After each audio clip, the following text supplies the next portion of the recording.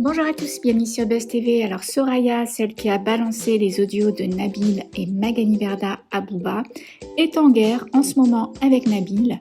Hier, elle a balancé une vidéo où on aperçoit Nabil et sa femme se faire arrêter par la police devant chez elle.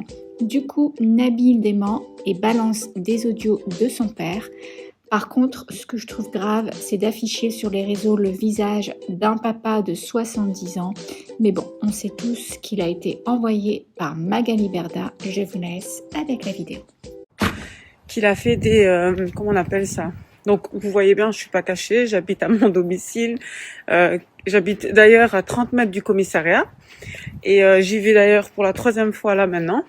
Et je vais le faire publiquement pour prouver jusqu'à où il est capable d'y aller et à quel point Nabil est un menteur. Je vais de nouveau y aller signaler ses stories. Sachez qu'il est signalé ici en Belgique et je fais le nécessaire avec mon avocat. Donc il a mis un extrait d'un article, sachant que ces articles sont sortis hier. Entre-temps, ils sont plus disponibles et que c'est lui qui a contacté les journalistes en faisant croire plein de choses qui étaient totalement faux. Qui s'est fait d'ailleurs menotter. Et voilà, Naomi se fait embarquer. Voilà. Famille, je suis très content, mais très content de ma journée. Alors écoutez, je vais vous raconter maintenant. Donc, vous m'avez envoyé des messages en me disant, Nabil, est-ce que c'est vrai que tu as été arrêté? Absolument pas. La police est venue pendant que j'étais en train de discuter avec le père de Soraya, parce qu'elle leur a dit que j'avais une arme et que j'étais menaçant. Donc ils sont arrivés. Pendant 5 minutes, ils nous ont fouillé une moitié de mon équipe et moi, mais juste en face de la route, il y avait une voiture, pareil, en train de filmer avec les vraies caméras. Et j'avais un micro sur moi, donc tout a été enregistré. Quand le père de Soraya me dit « Ah Wouldi, ma fille, elle est folle, c'est une hamqa, j'ai dit à la police, Deouha, j'ai dit à l'hôpital, Deouha, ils veulent pas, il me parle comme ça. » Et moi, donc je me tourne vers la police comme ça et je dis « Même son père, il vous dit de l'emmener et vous faites rien, j'ai des centaines de plaintes. » Elle pense qu'ils m'ont supprimé cette vidéo. J'ai tout. J'ai un micro sur moi pendant que son père me parle.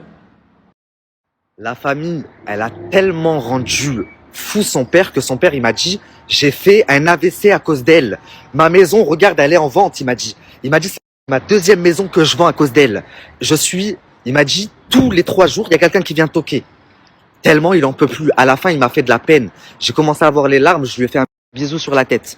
Donc quand elle vous dit s'est fait arrêter, c'est pas vrai. Sachez que quand moi je suis reparti, la police elle est restée avec eux là-bas. Donc j'ai été arrêté quand? Maintenant, elle se dit oh merde, mon père il a pas géré, il a pas fait ce que je lui ai dit de faire parce que faut savoir que son père m'a appelé hier en me disant oui, on m'a dit que tu allais venir et tout, machin, nanana. C'est elle qui lui a demandé de m'appeler, c'est ce que je vous ai dit ce matin. Maintenant, elle entend son père qui me dit ça l'a fait péter un câble. Parce que moi, je vous dise qu'elle est folle, c'est une chose. Que les gens, plein de femmes vous disent elle est folle, elle m'a arnaqué, c'est une chose. Que son propre père dise elle est folle, j'en peux plus, j'ai dit à la police, ramenez-la, Deouha, j'ai dit à l'hôpital, Deouha, ils veulent pas. C'est complètement autre chose. Madame, elle s'est dit quoi? Faut que je trouve quelque chose pour pas que Nabil il sorte ça. Elle a appelé ma mère. Elle a appelé ma mère, elle lui a dit oui, votre fils. Ma mère, elle lui a dit écoute, je ne parle pas avec vous, ça ne me regarde pas, au revoir, bonne soirée. Elle a raccroché. Est-ce que tu crois, quand bien même, tu crois que ma mère, elle connaît son fils, hein. Moi, si demain je suis fou et que je fais autant de mal, c'est ma mère qui me fait enfermer ou qui me fait tuer. Ma mère, elle dira jamais aux gens, mon fils, il est fou, j'en peux plus, moi, je fais que du bien autour de moi. Toi, pour que ton propre père en arrive à ça, et les gens vont le voir, caméra à l'appui, micro, voix à l'appui, tu vas dire quoi? Tu vas trouver quoi comme excuse à ça? Ensuite, et je vais terminer là-dessus, et ensuite, soyez patient, je vous demande d'être patient que ma vidéo sorte, arrêtez de m'envoyer des messages, laissez-la dire ce qu'elle veut, vous verrez. Dernière chose, oui Nabil, t'as dit qu'elle était recherchée Interpol, et là tu dis que la police elle est venue. Les gars, j'ai pas dit qu'elle était recherchée Interpol. Je vous ai partagé un article de RTB. Je vous ai partagé des articles belges. Je vous en ai partagé 2, mais il y en a 30 qui sont sortis cette semaine parce qu'elle ne s'est pas rendue à son procès où elle devait beaucoup beaucoup d'argent à une cinquantaine de victimes. Ses propres avocats se sont retournés contre elle à ce procès-là. Et le procès, il était il y a quelques jours. Donc suite à ça, toute la presse belge s'est mise à refaire des articles et à relater tout ce qu'elle a fait. Donc, c'est pas moi qui me suis trompé, c'est l'article qui s'est trompé si elle n'est pas recherchée à Interpol. Tant mieux pour elle. Mais vous me dites, Nabil, t'as dit. J'ai pas dit, je vous ai partagé un article belge. Ce n'est pas moi qui fais la pluie et le beau temps de la presse belge, quand même.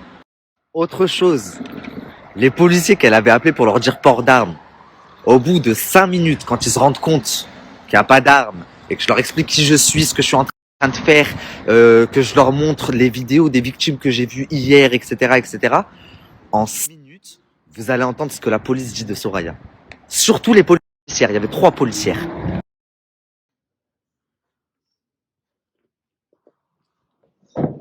Allô? Oui, allô? Allô? Bonjour. Bonjour. Je suis bien avec Monsieur Nabil, non? C'est bien avec Monsieur Nabil? Oui, c'est ça. Parce qu'il y a quelqu'un qui m'a dit, c'est quelqu'un qui m'a dit que vous voulez me voir. Depuis ce matin, j'attends et je vous ai pas vu. Pourquoi? Qu'est-ce que vous êtes? Pardon? Alors, quelqu'un vous a dit que je voulais vous voir et vous m'attendez depuis ce matin, mais je ne suis pas venu. Oui, c'est ça, oui. Alors, pour le coup, vous pourriez peut-être vous présenter, comme ça je pourrais vous dire si c'est vrai ou pas. Je suis le papa de Soraya. Ah, alors oui, en effet, mais non, j'ai pas dit que je venais aujourd'hui. Aujourd'hui, je dois rencontrer, j'ai une 60aine de personnes à rencontrer, des victimes que votre fille a arnaquées. Donc là, d'ailleurs, je suis en plein rendez-vous avec une des victimes et ça n'arrête pas depuis ce matin. Enfin, j'ai énormément de personnes à rencontrer ici en Belgique à qui Soraya a fait énormément de tort. Et ensuite, c'est vrai que quand j'aurai fini de voir tout le monde, c'est vrai que je comptais venir vous voir. C'est vrai, monsieur. Une 60aine de personnes. Tout à fait. Mais de toute façon, tout est filmé, donc je pourrais même vous montrer si vous voulez. Oui. Eh ben, je sais pas encore à tout ça.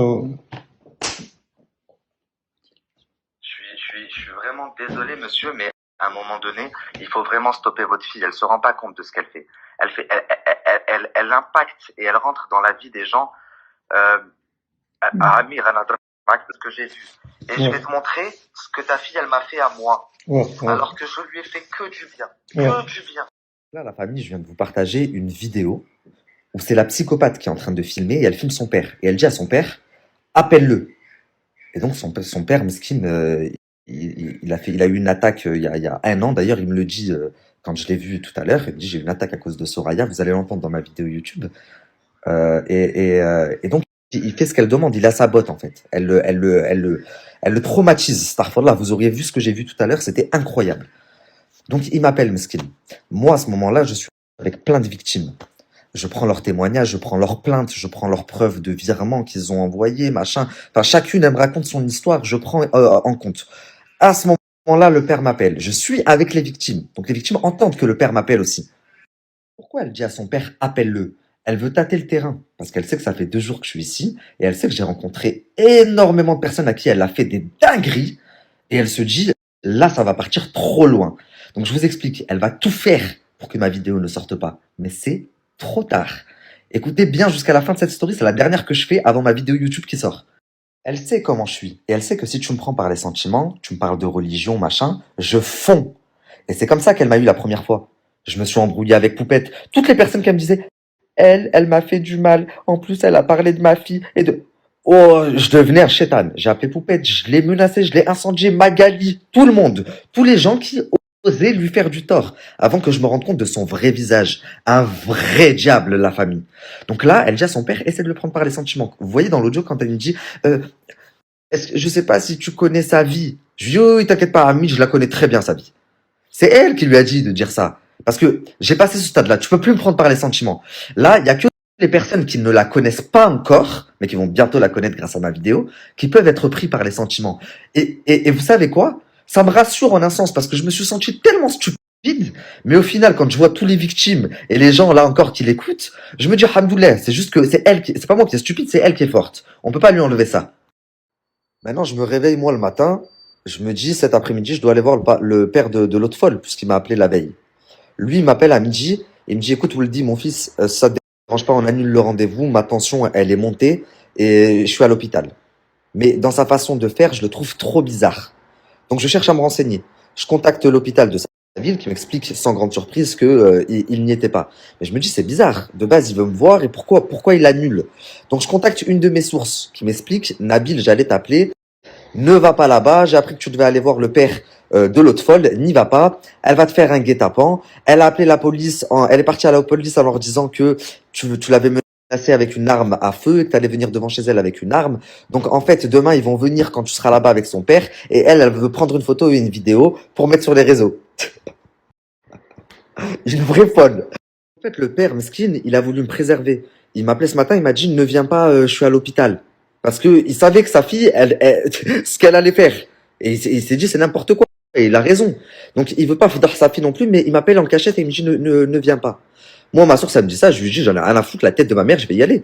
La police, ils vont faire quoi? Je me balade pas avec d'armes à feu, je fais mon métier. Elle a arnaqué la moitié de la Belgique, elle a essayé de m'extorquer 50 000 euros. La meuf, elle passe en novembre pour savoir si elle va être jugée pour l'assassinat de sa fille ou pas. Donc au bout d'un moment, ils vont vite, j'ai pas de casier judiciaire moi, ils vont vite savoir qui est qui.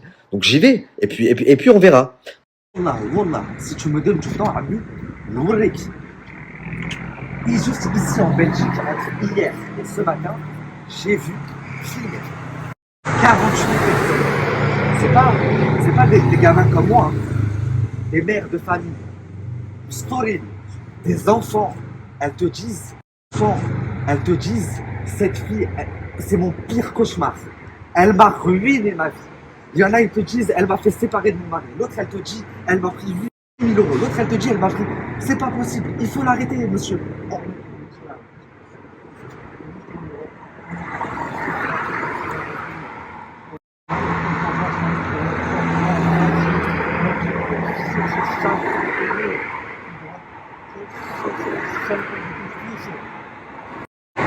Je peux rien faire.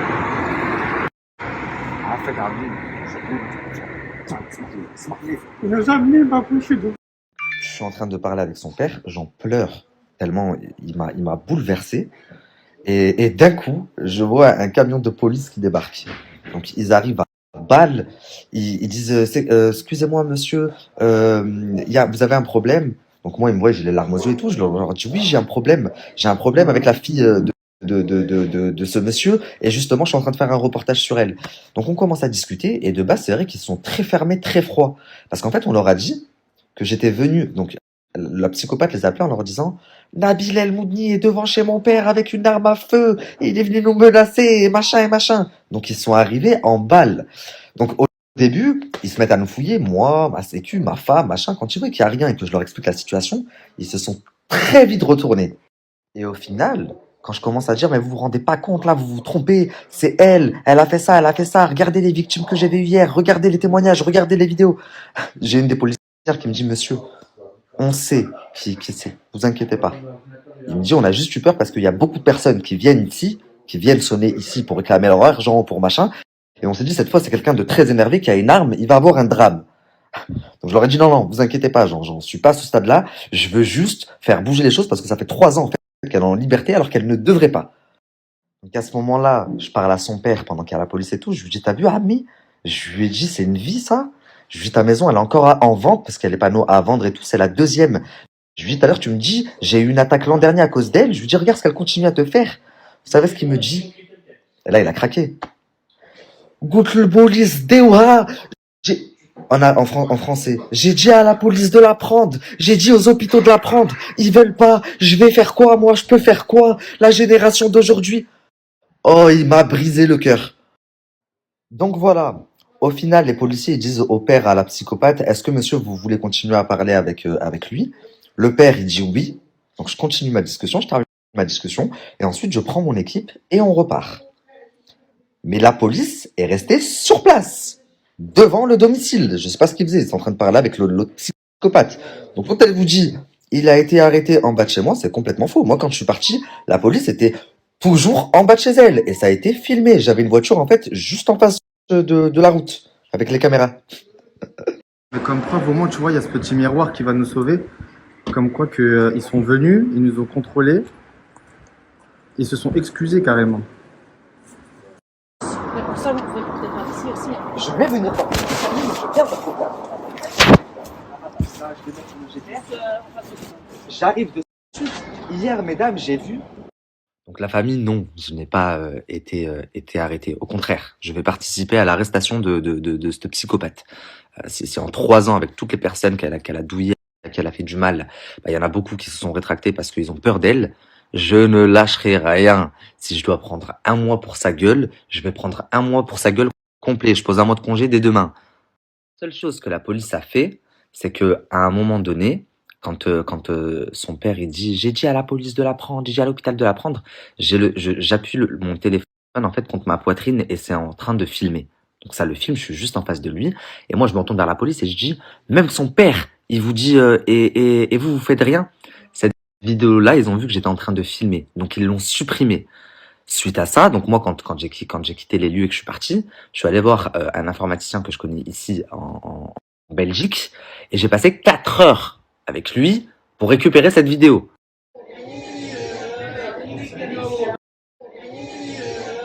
Compte que ça fait 2 heures que je suis en train de vous parler et que vous n'avez même pas la pointe de l'iceberg. Vous n'avez même pas 1/100 la famille de ce qu'a fait cette femme et de ce que vous allez découvrir dans mon reportage. Vous savez, là tout à l'heure j'ai commencé à culpabiliser parce que je pensais à son père. Je faisais que penser à son père. Pendant 3 heures, même l'informaticien il me parlait et tout, j'écoutais même pas parce que j'avais l'image de son père. Et je me disais, je vais le rappeler quand même pour m'excuser et tout. La police, elle est venue devant chez lui, machin, c'est une personne âgée. Donc, je l'appelle pour m'excuser. Et du coup, on rediscute un petit peu. Moi, c'est ce que je me dis, je comprends.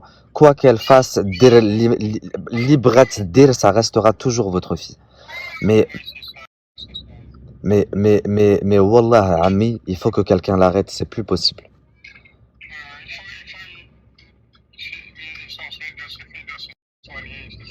C'est ça. C'est ça. Et tu sais, نقول لك شي حاجة. Wallah, aujourd'hui, je me suis rendu compte qu'elle avait un vrai problème dans la tête, donc je lui en veux même pas. Je sais, Mareda, je me dis. Bref, assez parlé du père de cette psychopathe. Je vous ai déjà bien assez spoilé mon reportage. Mais vous devez savoir, en fait, pourquoi j'ai mis ça. Parce qu'elle s'arrête pas. Ça fait 10 jours qu'elle est en boucle, même si elle dit que c'est moi qui la harcèle, alors que moi, je ne fais pas de story. Je réponds juste à ces trucs incohérents quand je reçois trop de messages. Là, en l'occurrence, j'ai commencé à recevoir beaucoup de messages. J'étais obligé de prendre la parole. Et je me suis dit, si je leur mets quelques extraits de son propre père, chez qui elle vit, parce que vous voyez bien, elle a filmé en train de dire appelle Nabil, machin, bah, peut-être que vous allez prendre conscience. Quel père aujourd'hui parlerait comme ça de sa fille sans raison? Il faut qu'elle se soigne, etc. Si vous aviez entendu 1/4 des victimes que moi j'ai entendues hier, des mères de famille, des mères de l'âge de ma mère, avec des enfants, certaines elles se sont séparées de leur mari, certaines elles se sont mis dans la merde jusqu'au jour d'aujourd'hui, ça fait 2 ans, elles sont encore endettées et elles continuent à rembourser à cause de cette folle. Si vous saviez, si moi vous ne croyez pas en ma parole et que vous n'avez pas la patience d'attendre mon reportage, allez contacter la vingtaine d'influenceurs très influents, certains beaucoup plus que moi, qui ont un jour croisé son chemin. Vous pouvez contacter Poupette, vous pouvez contacter Rebecca, vous pouvez contacter K-Makeup, vous pouvez contacter Vargas. Au jour d'aujourd'hui, Vargas, il a croisé son chemin il y a 5 ans, elle lui doit encore 5 000 euros, Mskin. Contactez Nourstar, vous allez voir dans mon reportage. Nourstar, une des maquilleuses les plus connues du monde, 7 millions d'abonnés, elle vit à Dubaï. Elle a même pas rencontré El Soraya, c'était juste par écrit. Vous allez voir. Mais alors la pire, celle qui s'est le plus fait avoir d'entre nous, Mskina, c'est Rachida Zaidi. Elle, Mskina, mais son histoire, vous allez... pour ceux qui sont pas au courant, pour les Français, de son expérience avec cette psychopathe, vous allez être choqués.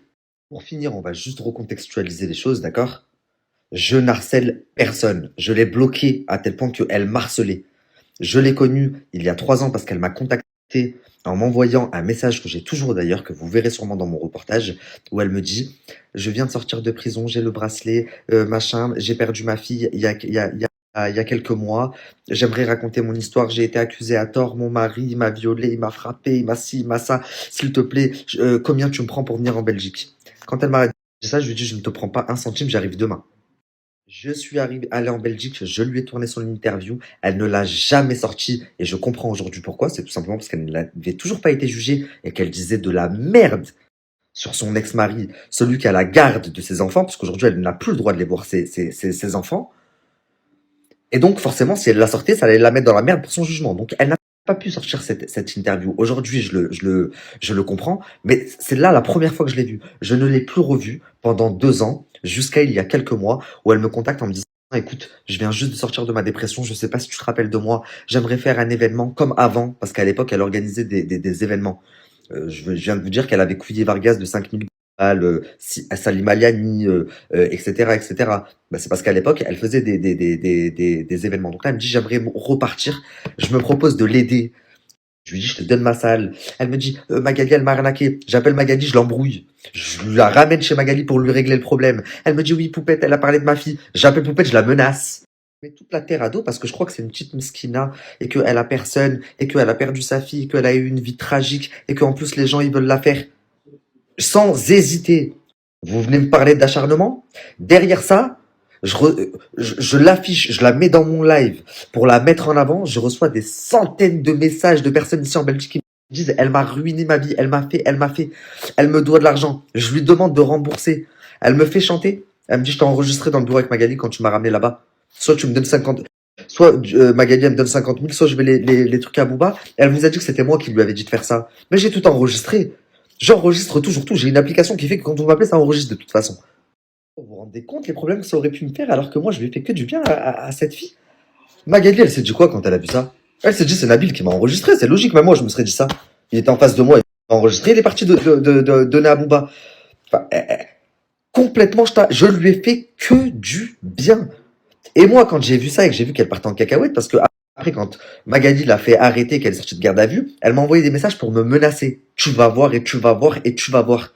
Je l'ai bloqué. Expliquez-moi où est l'harcèlement ou l'acharnement. C'est elle, l'harceleuse. Vous allez voir dans les témoignages le nombre de filles qui, aujourd'hui, elle a terrorisé à force de s'acharner sur eux, sur leur famille, jusqu'à faire divorcer des femmes. Allez sur son Facebook. Va sur son Facebook, Noémie, je vais vous montrer. C'est elle, ça fait 2 semaines. Elle s'acharne sur moi. Tous les jours. Elle fait une story. Il n'y a pas un jour où elle ne parle pas de moi. Elle a contacté tous les blogueurs de France pour leur dire de la merde. Et prendre un petit bout de conversation, machin, et faire à sa sauce, etc., etc., en espérant que 2 semaines. J'ai pas encore répondu. C'est la première fois que je fais une vraie story. Je vous ai juste dit, je vais faire un reportage sur elle. Et on vient me dire à moi, tu t'acharnes sur cette femme? Mais vous êtes complètement fou. C'est elle qui s'acharne sur les gens, encore une fois. Regardez son Facebook. Jamila Razouk le monstre. Celle-là, c'est la grand-mère de ses enfants. C'est celle qui les élève à l'heure actuelle. Donc, ses 5 enfants, ils vivent chez elle. Elle l'affiche tous les jours. C'est une grand-mère. C'est la mère de son ex-mari. Tous les jours, elle l'affiche et elle met sa tête. Ça, c'est le père de ses enfants. C'est celui qui a la garde. Ça, le monstre. C'est elle qui s'acharne sur les gens. Le monstre, c'est qui? Le tribunal, il a décidé de leur donner les enfants, 5 enfants à eux. Et toi, tu n'as plus le droit de les voir. C'est qui le monstre? C'est toi ou c'est eux? Qui c'est qui s'acharne sur les gens, en fait? Et là, la famille, encore une fois, vous n'avez pas un dixième. Attendez seulement ma vidéo. Elle va mettre du temps, mais attendez. 15 jours maximum. Mais vous inquiétez pas quand elle va arriver. Et la famille, l'arnaqueur de Tinder, je vous jure que c'est un rigolo. Là, tout à l'heure, avec mes équipes là, qui synthétisent, qui écrivent, machin et tout, ils sont en train de me dire, Nabil, Wallah, on va les taper chez Netflix. Et je me suis dit, mais oui, c'est vrai. On parle d'une femme qui s'est fait connaître en Belgique parce qu'elle était dans un hôtel avec sa fille de 2 mois, qui est décédée, et elle a dit que c'était sa fille de 3 ans qui l'avait, entre guillemets, tuée, étouffée, en s'asseyant dessus.